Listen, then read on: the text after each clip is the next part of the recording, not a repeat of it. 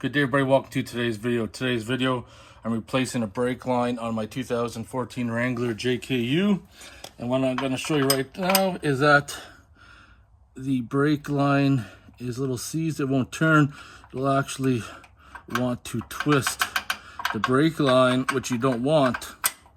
Now I'm going to show you a trick on how to remove it.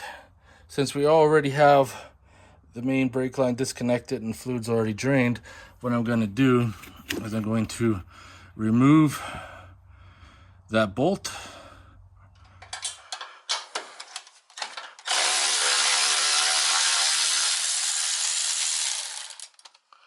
Okay, remove this. What worked best for me is to use lockable pliers. Now the key is you gotta hold the brake nut steady with the wrench to ensure that the brake line does not twist. This will ensure that it is not damaged, and you just twist the brake line off carefully.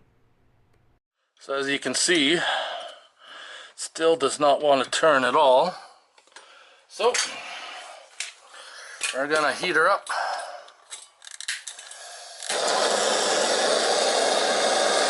We're gonna get some good old heat into her.